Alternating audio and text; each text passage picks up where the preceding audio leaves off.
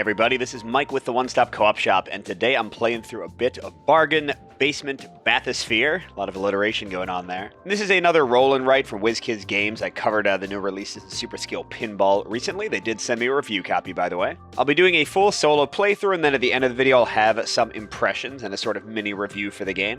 And if you like the content on the One Stop Co-op Shop, consider supporting us through Patreon. You get early access to our videos and exclusive videos every month you can't see anywhere else. You can also watch our separate streaming channel for even more content, listen to our weekly podcast, or join the conversation on our Discord. So as I mentioned, Bargain Basement Bathysphere is a scenario-based game, and it kind of has a campaign in that you play the scenarios mostly in order, and that you are building up like items sometimes with these little sheets that I'll show later and like unlocking items and things. But generally speaking, apart from those unlocks, each of the scenarios could be played pretty much as a one-off. And you'll be on one of three boards, or in later scenarios, they actually combine some of them.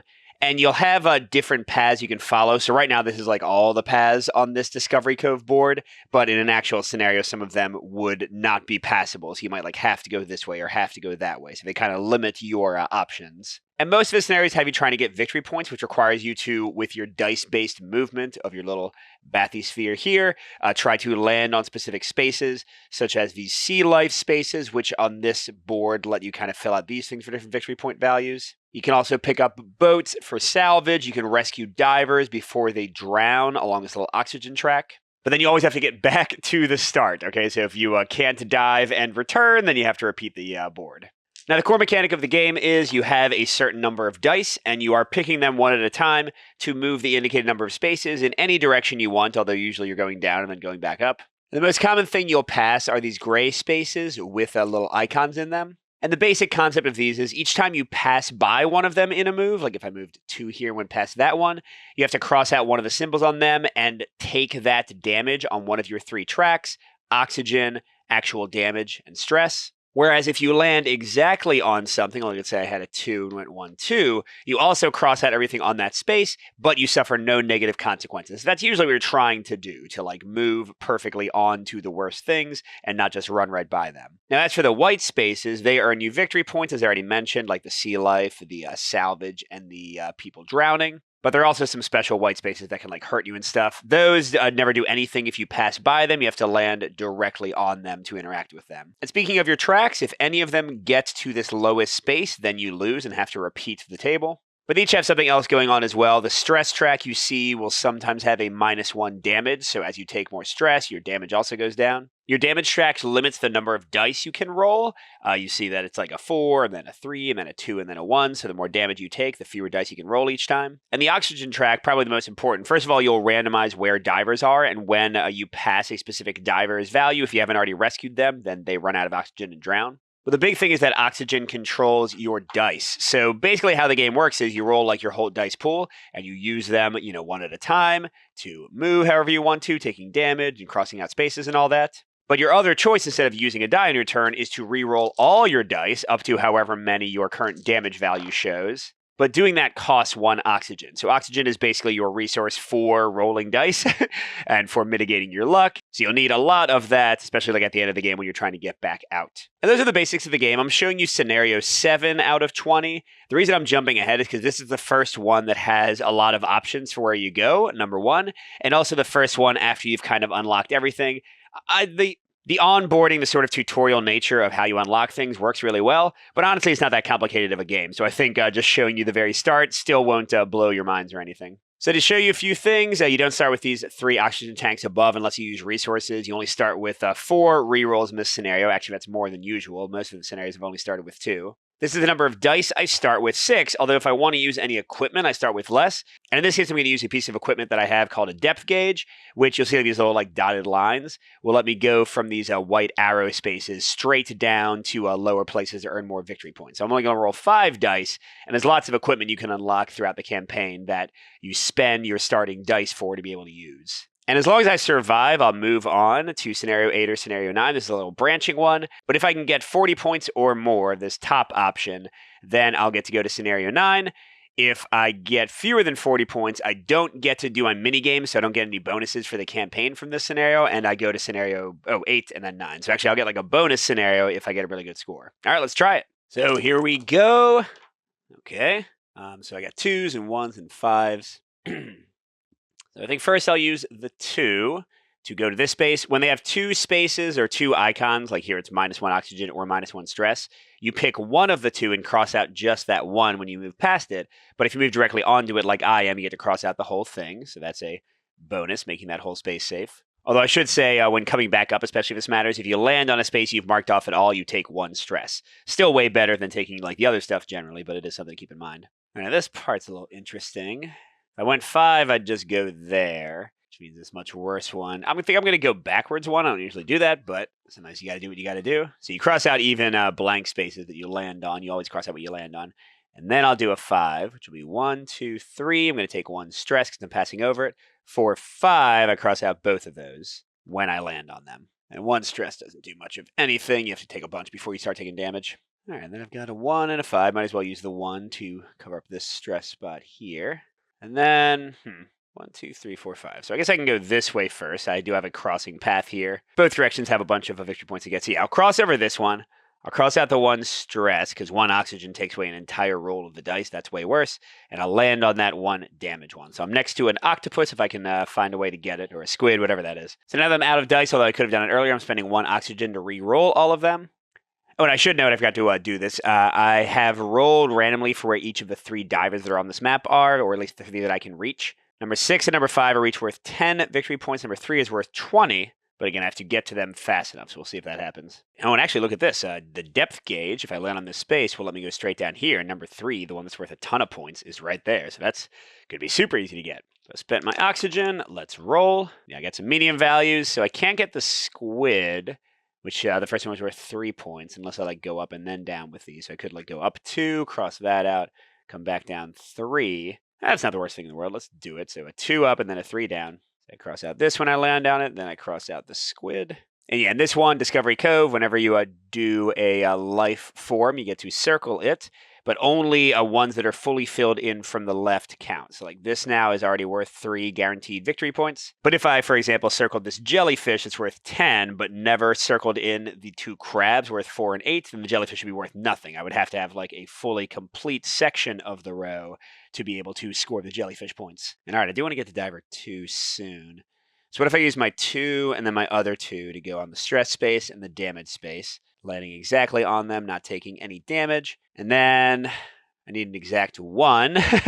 So let's go ahead and spend an oxygen, not use that 4 and reroll all 5.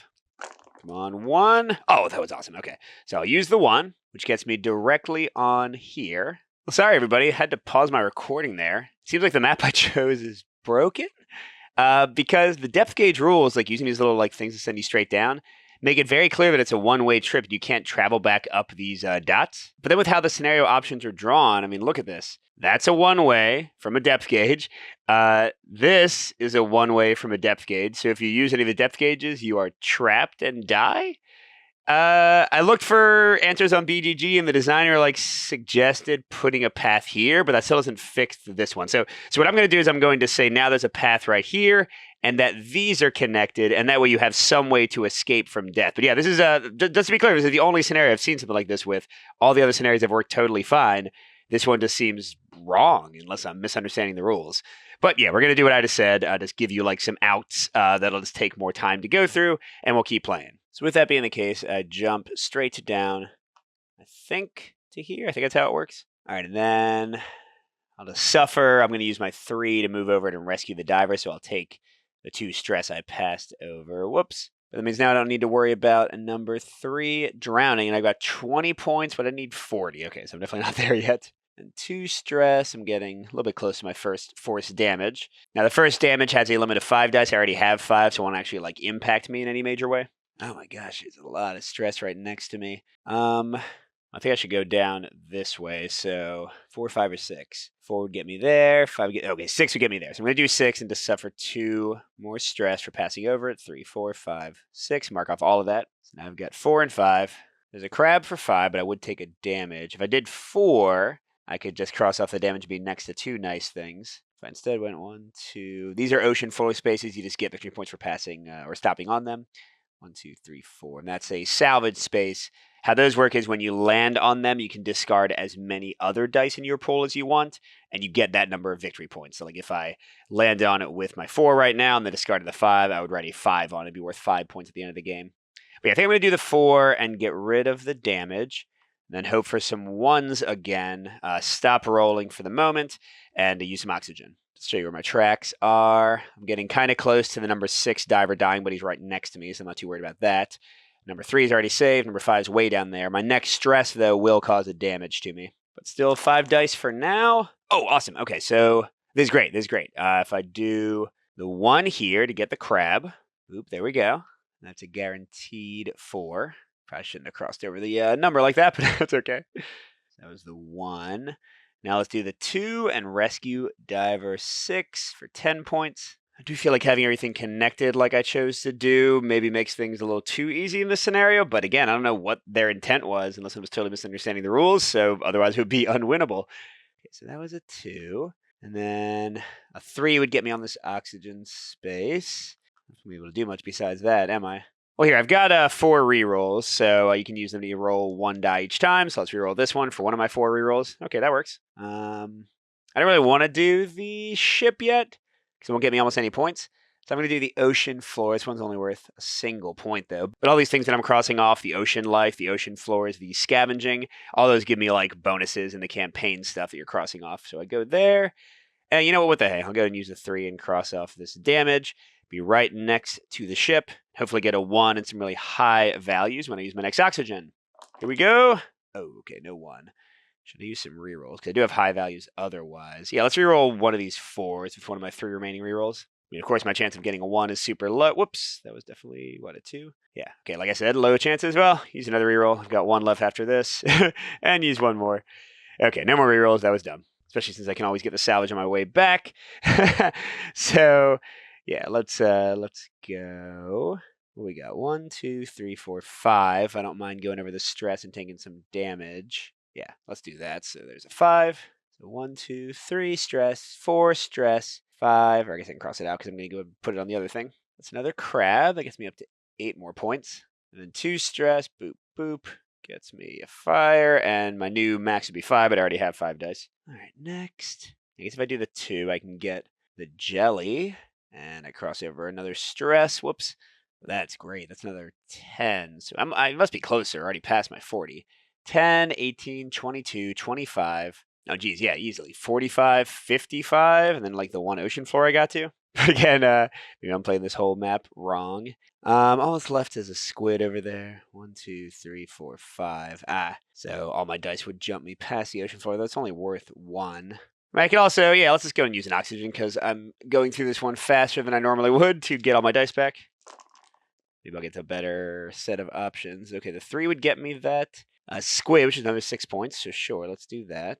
Oh, I'm crossing over another stress. Whoops. All right, then I want to go fast because I've definitely reached the end of where I can go. 1, 2, 3, 4, 5, 6. So if I land on an already filled space, I'm going to, no matter what, take a stress. So I might as well plan it out so I get on the ocean floor. So 1, 2, 3, 4, 5, 6, 7, 8.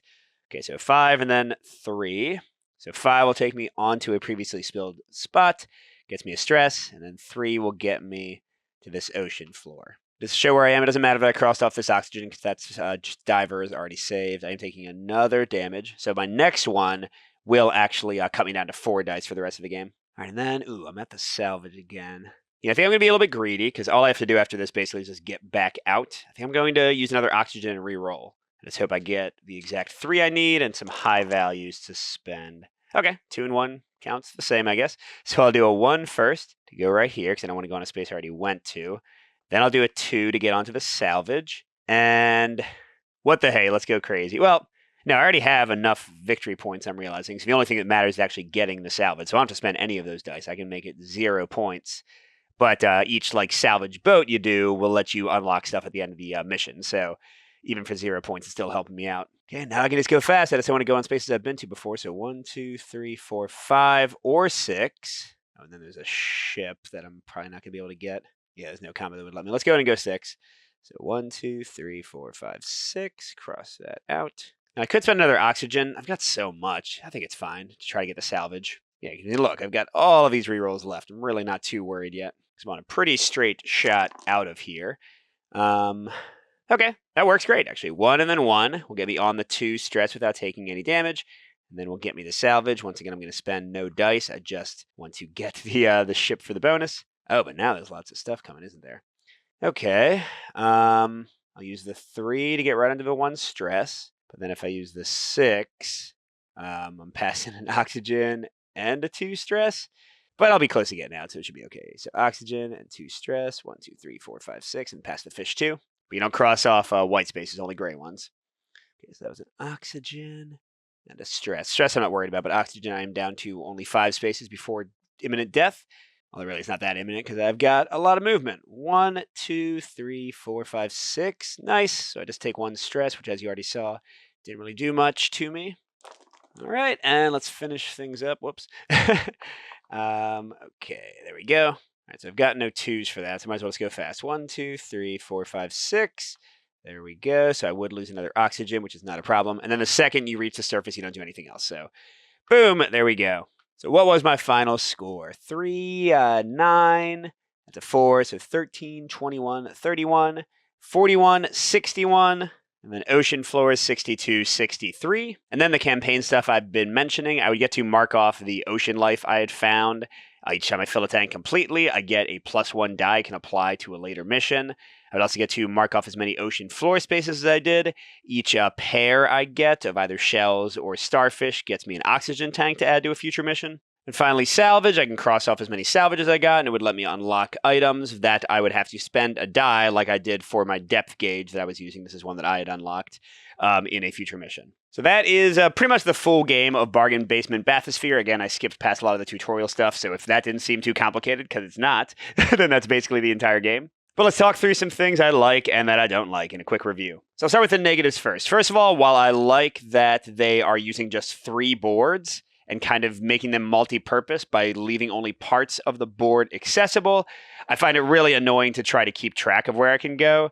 And as you saw, I sort of was like drawing like connections and X's to say, no, you can't go here. No, you can't go here. So, I appreciate that they were trying to save materials and just use the same boards in different ways and kind of make them new again. But I do find it a little bit like fiddly and annoying to actually keep track of where I can go. And again, scenario 7, either I messed something up or they did. That's literally the only one that I've played that had any issues. And looking ahead, I didn't see any with any issues. Looking behind, I didn't see any with any issues. So this might be like a one-off thing that, or again, I might have just played wrong. Another thing that I would say I don't love, but I also don't dislike, it's fine, are these things you're crossing off for the campaign. Their effects are just kind of too minor for me to really care that much. I do appreciate that they push you to kind of do more. Like, hey, even if I already got enough of a score to advance, I still want to get more ocean life. I still want to go to the ocean floor more. I still want to get more salvage so that I can unlock more things. So they do kind of give you nice goals you can set for yourself as you're playing, because the scenarios do tend to be fairly easy, I've found. But their effects are so minor, and the only ones that have stronger effects are the items, but they take away an entire die from your starting dice, which means you have less mitigation, less choice in where you're moving, you move less for each oxygen tank. So yeah, just none of these seem very impactful or powerful, but again, it's a nice little bonus, I guess, in the campaign mode. Although without these, there basically is no campaign mode. It's just map layouts you can play, which in some ways I sort of prefer, because too many campaigns these days. If I could just jump to any scenario and play it, in some ways I'd like that better, I think. But that's just my personal taste. And the only other complaint I have with the game is that the scenarios tend to be pretty linear, a lot of them. The one I picked had some branching, but especially in the early tutorials, they really kind of tell you where to go. But even when you have other choices, I find that it seems pretty obvious what the best path to go is.